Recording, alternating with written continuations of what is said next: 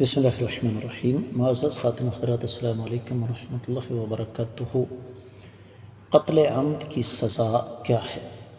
یہ ہے آج کے حدیث کے سبق کا موضوع۔ مشکوٰۃ المصابیح کتاب القصاص باب ہے دیتوں کا 3492ویں حدیث کتاب میں اور 7ویں ہے باب میں۔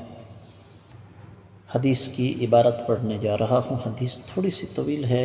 وعن ابی بکر بن محمد بن عمرو بن حزم عن ابیہ عن جدہ ان رسول اللہ صلی اللہ علیہ وسلم كتب الى اہل الیمن وکان فی کتابہ ان من اعتبط مؤمنا قتلا فانه قبض يده الا ان يرضى اولیاء المقتول وفيه أن الرجل يقتل بالمرأة وفيه في النفس الدية 100 من الإبل وعلى أهل الذهب 1000 دينار وفي الأنف إذا أوعب جدعه الدية 100 من الإبل وفي الأسنان الدية وفي الشفتين الدية وفي البيضتين الدية وفي الذكر الدية وفي الصلب الدية وفي العينين الدية وفي الرجل الواحدة نصف الدية وفي المأمومة ثلث الدية وفي الجائفة ثلث الدية وفي المنقلة 15 من الإبل وفي كل إصبع من الأصابع اليد والرجل 10 من الإبل وفي السن 5 من الإبل رواه النسائي والدارمي وفي رواية مالك وفي العين 50 وفي اليد 50 وفي الرجل 50 وفي الموضحة 5۔ معزز خاتون حضرات، یہ روایت سنن نسائی میں ہے اور زیادہ تر اہل علم اس کو ضعیف قرار دیتے ہیں۔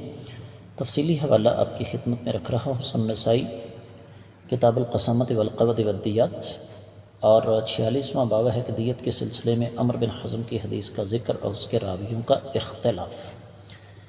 4857ویں حدیث ہے۔ 4845، 46، 60، 56 بھی ہے۔ سنن ترمذی میں 1390، سنن ابی داؤد میں 4562، 63 اور 66 ہے۔ سنن ابن ماجہ میں 2653 اور 55 ہے۔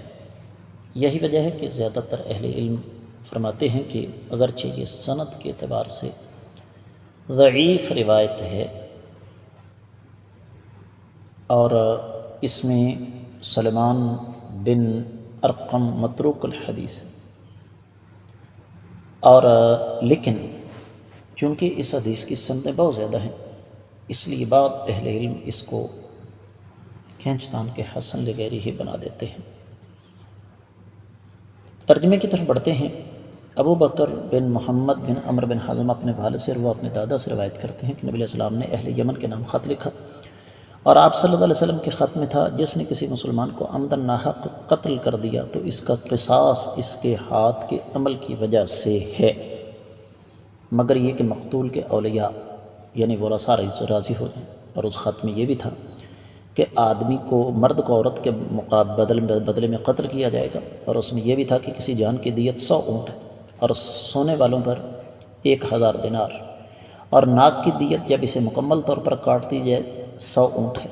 دانتوں کے بارے میں دیت ہے، ہونٹوں کے بارے میں دیت ہے، فوتوں کے بارے میں دیت ہے، شرمگاہ کے بارے میں دیت ہے، کمر کے بارے میں دیت ہے، آنکھوں کے بارے میں دیت ہے، 1 پاؤں کی نصف دیت ہے، دماغ کی جھلی تک پہنچنے والے زخم پر 1/3 دیت ہے، پیٹ کے اندر پہنچنے والے زخم میں 1/3 دیت ہے، ہڈی کو جگہ سے ہٹا دینے والے زخم میں 15 اونٹ دیت ہے، ہاتھ اور پاؤں کی ہر انگلی میں 10 اونٹ دیت ہے، اور دانت کی دیت 5 اونٹ ہے۔